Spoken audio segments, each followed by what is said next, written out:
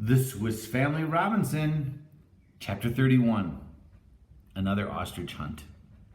Next morning, I aroused my children early, as I intended that there should be at least one more excursion before returning to Rock House, where many arrangements had to be made in preparation for the approaching rainy season.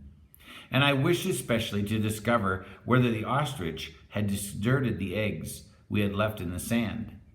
Ernest wished to remain at home to help his mother, for the quiet, indolent boy took very little interest in these fatiguing excursions. Frank gladly joined the elder boys. He was a spirited little fellow and as fond of enterprise as Jack was. We set out with the cow and the onager and the two old dogs, taking the direction we had followed on our first visit to Wood Grange. We arrived shortly at the rising ground from which we had seen the ostriches. I allowed Jack and Frank to gallop forward at full speed over the plain, on condition that they should not allow me to lose sight of them, while Fritz and I quickly followed. When we had nearly reached the ostrich's nest, I observed in the distance 4 magnificent birds approaching us with almost incredible swiftness. They were close within gunshot before they perceived us, and Fritz sent up his eagle, which at once pounced upon the head of the nearest ostrich.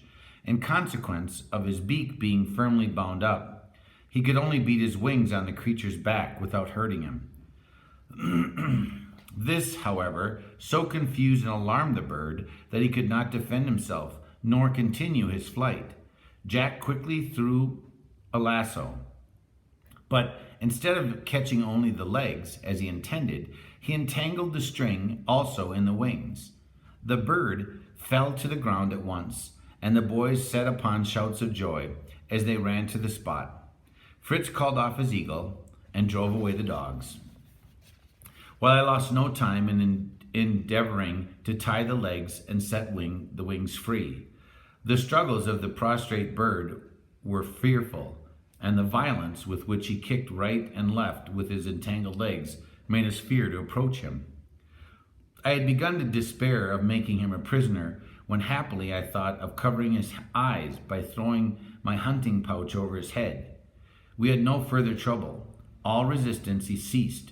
He lay still as a lamb, and I was able to fasten about his body a broad strip of hide, and on each side of this to attach a piece of strong cord that we might lead him. As I tied the 2 legs together with a cord of sufficient length to allow him to walk, but not to make his escape. You remember having read of the manner in which the natives of Ceylon secured the newly captured elephants, I said to the boys. Oh, yes, answered Fritz. They tie the wild animal between 2 tame animals, and so it is obliged to obey whether they want to or not. Good, replied Jack, laughing, but where are the 2 tame ostriches to lead this one? I replied with a laugh, are you sure they must be ostriches? Have we not any other animals? Oh, Papa, cried all the boys, this is a famous plan. It is sure not to fail. I led the onager and the cow, one on each side of the animal, who still lay on the ground. To the strings, which I had fastened to the strip of hide, I attached 2 leading reins, one of which is fixed to the bridle of the onager and the other to the horns of the cow. Jack and Frank then mounted, and I removed the covering from the bird's eyes. For some moments he remained without moving, as if he was perplexed and astonished. Then with a sudden spring rose to his feet, and seeing no obstacle in his way, darted forward so quickly that the sudden jerk of the reins brought him back onto his knees, but was soon up again and began to struggle violently, rushing right and left in vain attempts to escape. But after a few unavailing struggles, he gave way and sank again to the ground. After a few minutes' rest, the captive rose to his feet, and as the animals of the same moment moved forward, he commenced to accommodate himself to the steps that were completely subdued. Leaving the boys to walk on slowly homewards with their prisoner, Frank and I proceeded to the spot where we had left the eggs of the ostrich. On reaching the place, we found evident signs that the hen bird had not abandoned her eggs, and it raised joyful hopes in our minds that we might very soon find ostrich chicks running around. Selecting a few of the eggs, we left the rest to the mother's care, and after packing our fragile treasures in cotton wool and a bag that I had brought for this purpose, we started to rejoin the boys and their captive. From thence, we at once proceeded to homeward through the Green Valley and arrived safely at the tent, rather earlier than we had expected.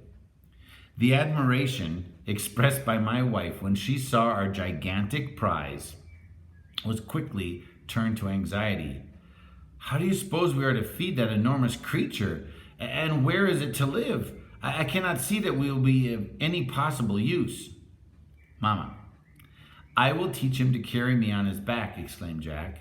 And someday, if we shall find our island is joined to Africa or South America or some large body of land, I shall be able to get on these places in a few days and bring back all sorts of news.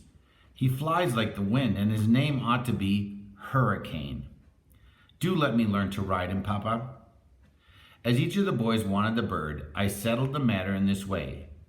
If Jack succeeds in taming the creature, I said, and teaching him to receive a rider on his back, and to answer the movements of the bridle like a horse, then I am sure he will deserve to consider the animal his own, as a reward for his exertions. From this time, therefore, he is responsible for the training of the ostrich. It was now late.